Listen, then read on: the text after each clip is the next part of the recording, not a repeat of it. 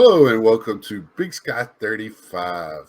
This is the Saturday morning 10/8/22 edition. It's going to be late on today. Like I said, the previous Wednesday, I not feeling well this week. Just had a really bad cold. They still exist, I guess. Um, Feeling a lot better today. Just slept a lot and was just you know how colds are. They just zap you and really congested, and it moved from my head to my chest, back up to my head. It was just weird. Uh, but I feel better. Never really felt like bad like when I had the COVID, but just yeah, it was just man, didn't want to do much. Did do some stuff around the house. We'll get to that in a minute. But first, I would like to again thank Retro Hoops for last Sunday. That was a very fun show. That gentleman, that was the first time I ever talked to him. Uh, um, got introduced to him by Nats Man and JD. Uh, very he knowledgeable. He is all about this hobby. He wants to do things the right way. I would love to get him on again. Really been watching his videos. Uh, he did another one this past week. Actually, I watched it last night before I went to bed. I usually watch some videos to try to sometimes relax, and sometimes they piss me off. But he did one last night on pumping and dumping, and he brought me up and our video for last week, so I want to thank you for that. But he, it was very good, and he has some of the same thoughts I do. If you don't do the research yourself and know how you want, if you get into this hobby and you don't know how you want a hobby, because it can be overwhelming. It is overwhelming. There's a lot going on. I still get overwhelmed a little bit myself where, I try to pull myself back into where my niche, where I need to focus my hobby dollars, because I don't sell that much. So, but to listen to other people tell you, what to buy, you should be buying what you like. So if you get stuck with it, I say that all the time. I know others say it too. And feel comfortable purchasing it. And if you're reselling it, you need to, it's a lot of luck involved in timing. So good luck with that. And right now in this hobby, I don't know,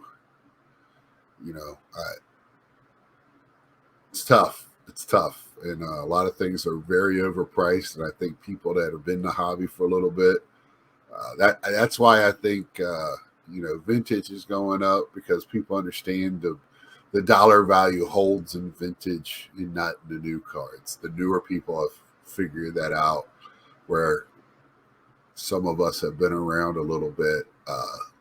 But I don't understand why a player has played 1 year in a league is 40 times more than somebody that's in the Hall of Fame.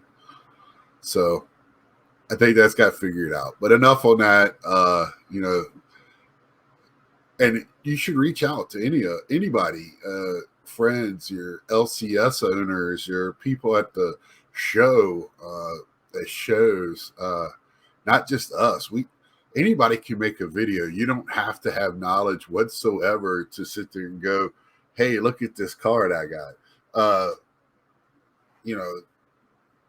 Just be awareful. I just are mindful, I should say. Just, I feel like I have some knowledge, and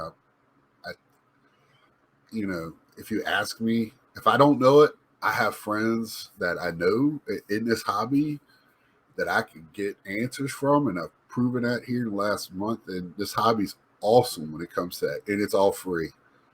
So don't be afraid to do that. And so this week, tomorrow night, I will be doing another live with me and That's Man. And I told you that, Lou Rock, with everything going on in Florida, that probably wouldn't be on. He's doing good. I did talk to him this week. He had to give me some grief from the Mets, and I don't blame anybody for giving me grief with the Mets. I'm still a fan. I'm wearing a hat. Not happy with what happened. I have told people they're going to lose to the Padres. I could just see it, how they're playing. Scherzer just doesn't look good, and he showed it last night. I believe the ball that Grisham hit out, I could have handled pretty well myself. Not taking any away from Grisham. He's a great ball player. Part of that rookie class and everybody downs. Gosh, I got a little gnat in here. I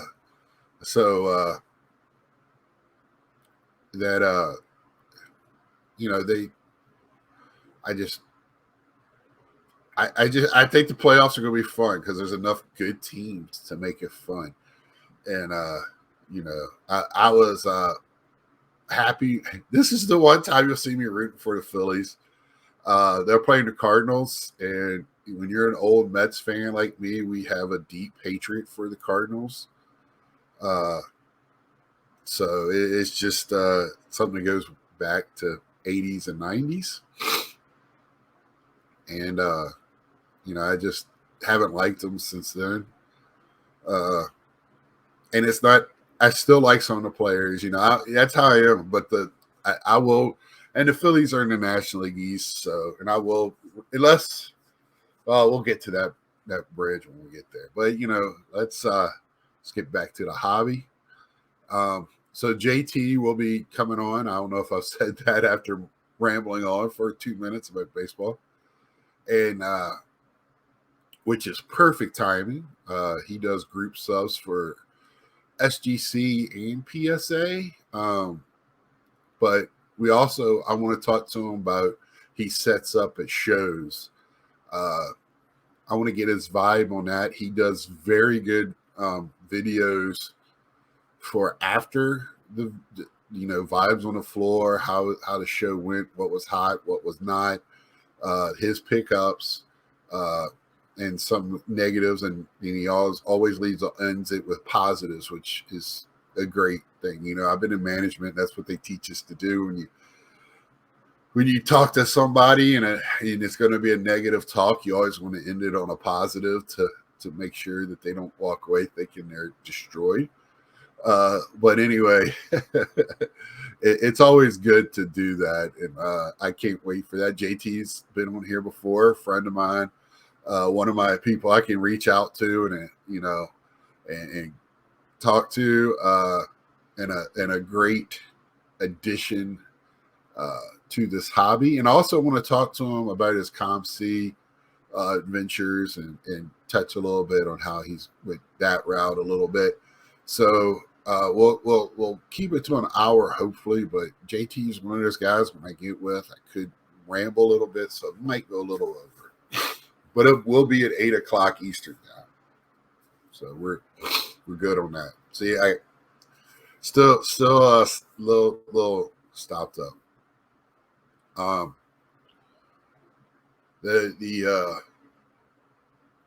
then Wednesday I'll probably just show some cards. I don't know what I'll show. Like I said, I'm not buying a lot. I pick up a blaster or two, and I only open 4 packs a day. So those blasters, I got a nice little row sitting over there. It's not quite those back pages stockpile, but it's a good little stockpile. I just do that to have something to open because I'm buying more and more singles. If I buy a box, I might lean more to Star Wars than I do Topps right now at the moment. And my singles, I'm very like Pete Alonso. That's about it, unless it's like a legend like Gary Carter or one of the guys that I collect. So, that's where I'm at with that. And that's pretty much next week in the next show. Today, I'm planning on going to a toy and video game like swap meet this afternoon at it's a small toy video game store that's putting it on, but they have some very good stuff. I haven't been there. I've only been there once since I've been here, but supposedly they've redone their store, gotten it bigger. So, y'all know I collect more. You can see behind me more than just baseball cards. I do. I just picked up some Dreamcast games, which I'm trying to get the American release set for that,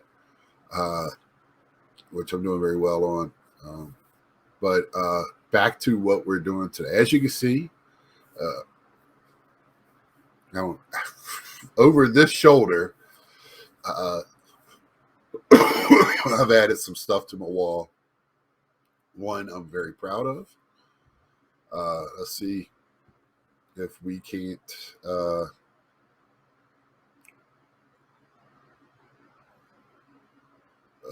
Let's see, how do we do this here?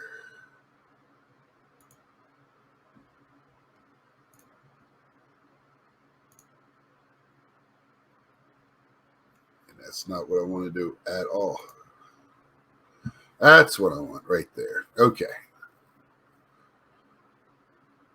So we got Gary Carter, Yogi Berra, Johnny Bench, Carlton Fisk. Bought this at the National. All I got was the print. I took it to Hobby Lobby.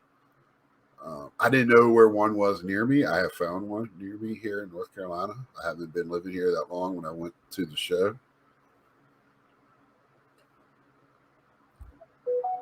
And it kept telling me when I was looking for one, closest one was miles away. So when I stopped at my parents' house on the way back from Atlantic City in Virginia, I knew where one was there. And I went and took it there. And my parents picked it up for me, and I picked it up the next time I visited. Then it's been sitting here for about a month, and I finally got it on my wall. As you can see, it's got the little JSA down here. Surprisingly, the guy had like 3 or 4 of these. I didn't pay a lot for it. All Hall of Famers. This would be a lot of people's Mount Rushmore of catchers. Before I did this video, I was trying to think, who would you take out and replace with? Gary Carter's my favorite player. I love Yogi, even though he played for the Yankees. Johnny Bench was my favorite player when I was a little kid. He's still my second favorite. I collect him.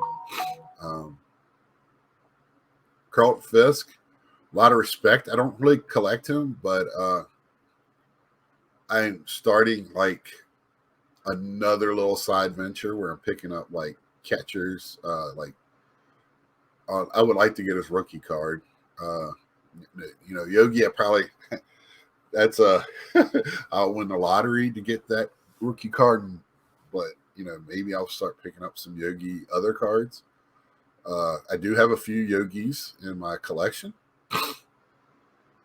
Of course, I got Johnny Bench. I got PSA Playing Days basic set registry going for him, and I have a Gary Carter, all kinds of set registries for him.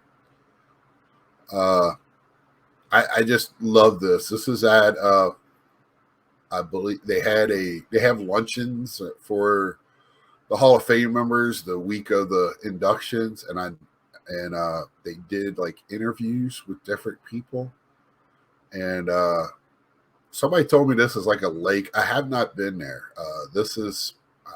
I'm going to get there hook or crook next year at Cooperstown, and this is a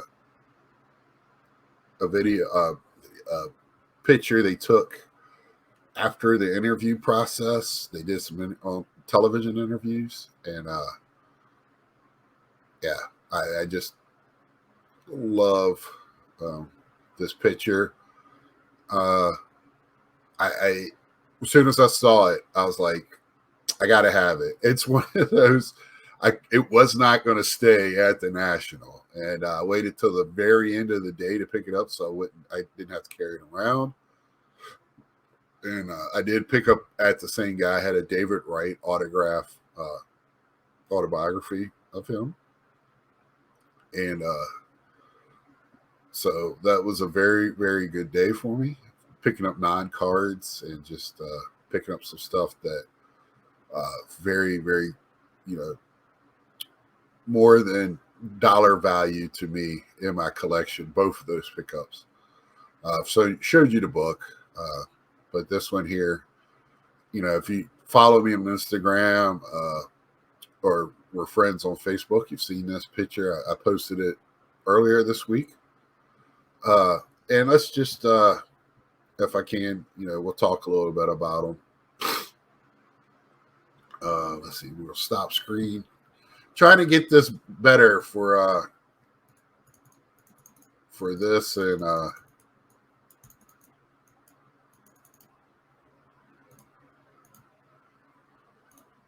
my goodness.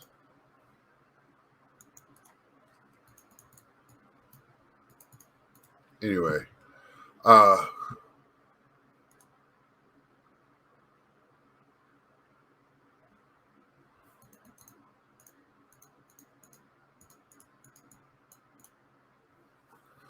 anywho,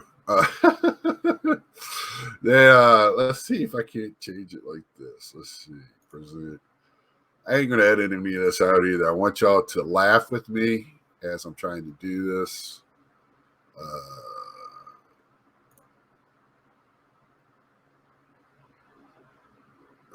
We'll cancel that. Okay.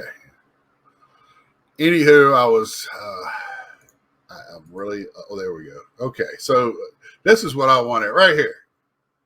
Let's take that off.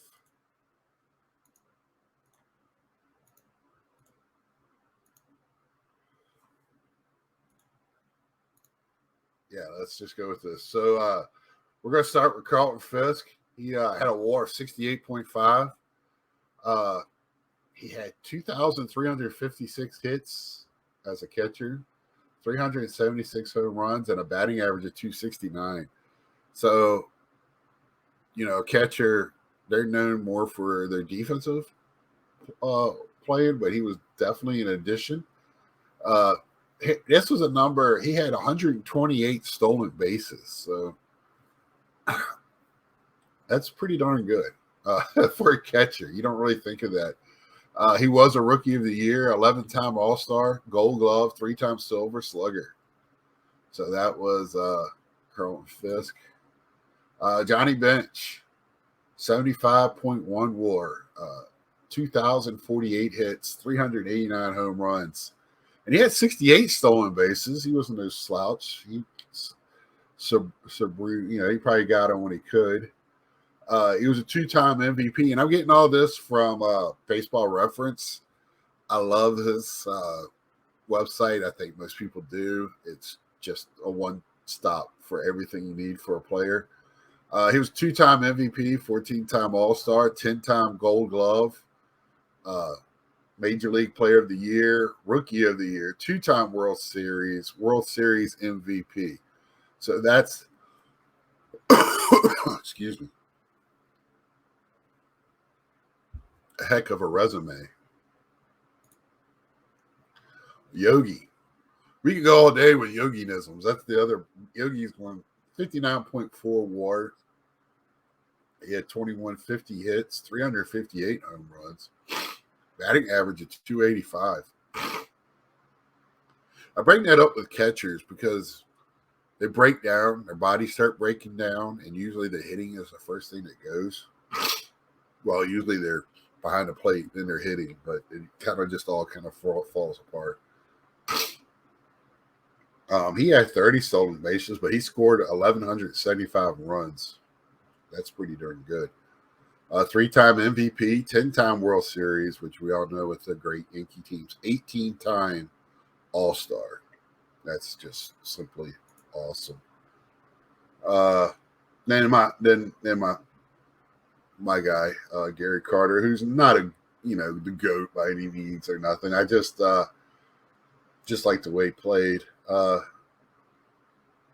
70.2 WAR, 2,092 hits, 324 home runs, which he had a record for catchers for a while there. 39 stolen bases. He had 1,025 runs. 11-time All-Star, 3-time Gold Glove, 2-time All-Star MVP, 1986 World Series, and a 5-time Silver Slugger. And the one number that I did not realize, and maybe as a Gary Carter fan, and I'm supposed to be, I should know, but this just shows we do not know everything. Nobody knows everything. When if they think they do, run. He wore number 57 for the Montreal Expos in 1974. So when he got called up, I guess at the end of the year, he wore number 57. So I don't know who was wearing 8 on Montreal that year, but he wore number 57. I saw that because that's a cool thing about Baseball Reference. They show all the jerseys that he wore, and you slide over and it tells you who he played for when he wore that jersey, which is pretty cool. I mean, it is very, very cool. But I saw 57 and I was just like, what? When did he wear that? So that was the most interesting thing for me. But that's not I'm trying to figure out my Mount Rushmore of catchers. Would you put Yadi Molina on there? Would you Roy Campanella? If he named other people, I would probably say yes. Because catching to me, that's a position that kind of transcends the eras, because the hitting and defense together and controlling and having the respect of your pitchers and players on the team, being a team leader. When you read their books and stuff like that on them, it'll talk about how the catcher is the team leader. Not on the field, but behind the scenes, they're the catcher. I mean, they're the catcher. They're the quarterback. They're the guy. They take control of the game. Everybody's facing them on the field. So they're kind of the leader of the orchestra.